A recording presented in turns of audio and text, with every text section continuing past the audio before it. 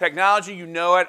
Hopefully kind of added a little different connection, put it in a different context. But now I'm going to shift to the implications of all this technology. This is a space that I think technologists don't spend enough time understanding. And I think it's worth for you to really understand some of the really core things that are driving now through the world. We're going to shift a little bit here to different trends. The Millennial Generation, actually, let's just do this. The Millennial Generation, define it, is essentially anybody in their 20s or teens right now. And everybody kind of defines this a little differently. It does work across countries. It also works in Europe. It works in different parts of the world. I'll mention that in a minute here. But essentially, it's roughly a cohort of young people that's roughly 31, 32-ish now, the front left. It debates on when it starts. And it's essentially 13 or so now, age 13. Again, it debates a little bit. But think of it as teens and people in their 20s. Now, in the United States, and actually this is globally too, but I'll just use the numbers here. This is essentially an age pyramid. Demographically, people use it. Demographic people use it all the time. The young people at the bottom there, that's the age. The youngest ages, the oldest ages at the top. They called it a pyramid in the old days because you had a lot more babies, and ultimately you'd have one old guy or old woman at the top, the wise old woman, and everybody died off in good order, except this is how until the baby boomers essentially came along, because they're not going away. So, and including, I'm a baby boomer, so I can actually say that. But anyhow, it's not really a pyramid anymore. Now, this is the American population projected to 2015. And there's a lot of debate on how we're going to deal with an aging population and all that. And this is happening in Europe. It's happening in China. It's happening all over. How do we deal with this phenomena of better health, better medical? Everything's kind of distorting this what used to be this pyramid. So anyhow, that's an issue I don't want to talk about. What I do want to focus on is this crew right there. The Millennial Generation is bigger than the baby boom. This is clear in Europe. It's all over the place. This next generation is bigger, and they are as influential, and will probably be more transformational, I would argue, than make a bigger impact on the world than essentially the baby boom generation did. It's a very interesting generation. And in 2015, they'll all be adults. They will be the bulk of the economy. They will be the bulk of your consumers. They will be the folks that you have to understand. And whether you're employing them or whether you're selling to them, any business has to wrap their head on these folks. Now, you think, well, okay, I was a young person. I know what that's like. No. Every generation, very different personality. This is just an example of if you took the cultural vibe of the Generation X, which is the smaller generation between the boomers and the millennials. This is a cover story in Time in the 80s. You can even see Gorbachev there for those who are close enough there at the very top. Anyhow, that's a Generation X. It was a very kind of individualistic generation. They were very detached from kind of society. They didn't get involved in politics and things like that. They wore a lot of black. For those of you that, I'm sure there's a lot of Gen X's here. But if you take it now that this is a few years ago, Newsweek, the millennials, very different personality. They're boys, girls, they're always hanging on each other, they're very colorful. They can't do anything without a total swarm, you know. Anyone who has kids at this age, it's just crazy to watch them. They go in packs of 10, 20 people. Very different personality than just the generation right before them.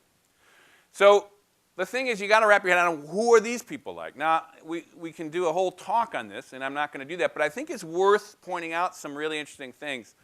It is the most diverse generation in American history ever. 40% of them are from other different races. They do not see racial differences. They absolutely don't.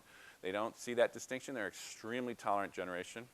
They're the most endowed for all our hand-wringing of, oh my gosh, educational standards and everything else. They actually have been given more, grown up in more affluence than the boomers. I mean, think about it. I was like 18 before I was a boomer.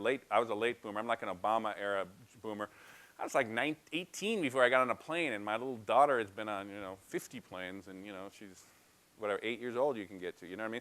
It's crazy the kind of expansion a lot of these kids do. Not all, but most. Global. Most college kids now, or not most, but 30% of all college kids spend some time abroad. And in fact, in the elite schools, it's getting to be like 60 to 70% spend time abroad. It's the most globally connected generation we've ever seen. They're extremely civic-minded. Their levels of volunteerism are through the roof. They're much more engaged in politics than other young people. Very different than what we've seen before. They're very can-do and optimistic about the future. And that's partly because, boom, they're born to this world. Now, before you start thinking, okay, we're just talking about America here, Actually, no. Let's just shift one thing here. The other thing about this diversification you got to see in America, that I will shift globally here, too, to kind of give a sense of how this is happening all over. The other thing is immigration. This is something that's hitting the whole world in big ways here, too.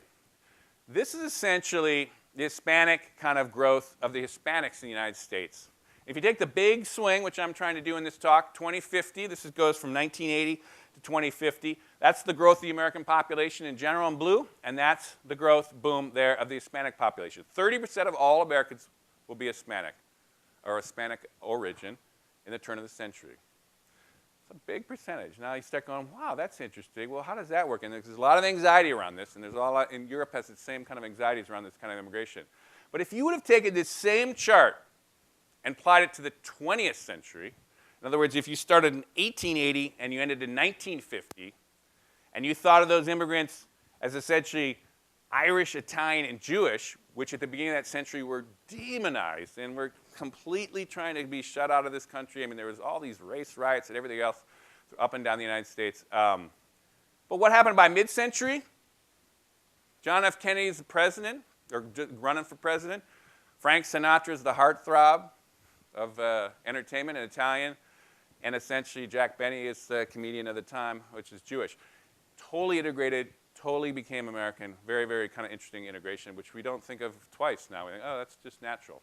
Same idea to think, wrap your head around what's happening in this country. Also, I think foreigners don't really fully appreciate this, but if you look at all race differences here in the United States, this is in 1960. This is the percentage of essentially minorities, or essentially different races, raising till today. And since it's a percentage, the percentage of whites comes down. So this is the America right there that elected a Barack Obama. People thought, wow, how are you going to elect a black guy? But in fact, look at it. It's a melding country. And if you take that out with census data, in fact, they're thinking this is going to be earlier. They hit in basically 2050. Some people think it's going to hit as early as 2040. That peak tip right there is California. That's California right today. So it's not that bizarre, but it is different than a lot of parts of the country. Anyhow, that's what's happening in this country.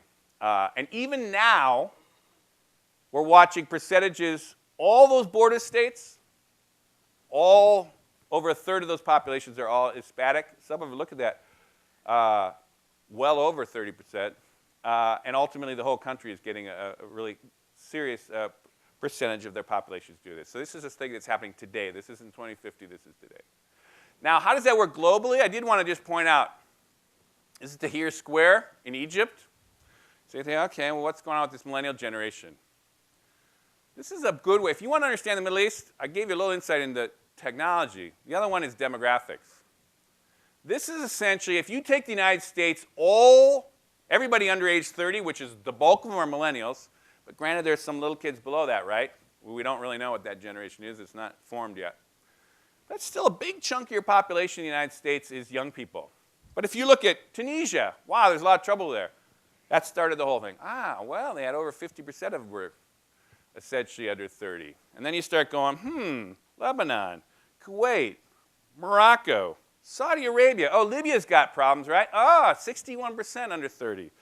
Egypt, that was a big thing, right? They're in that same league. Okay, you got Jordan here. Syria's a big problem, right? Yeah, 66%. Iraq, hey, Yemen's got a lot of problems, right? Boom. Almost 75% of people are under 30 there. Demographics, technology, combine them, boom. Young people do not give a rip about tradition. They don't think about the past. When you put young people in a lot of young people in a situation, and you give them powerful tools, they are going to be thinking about the future. They're not going to be thinking about the past. And that's why you're watching this explosive thing happening all over the world.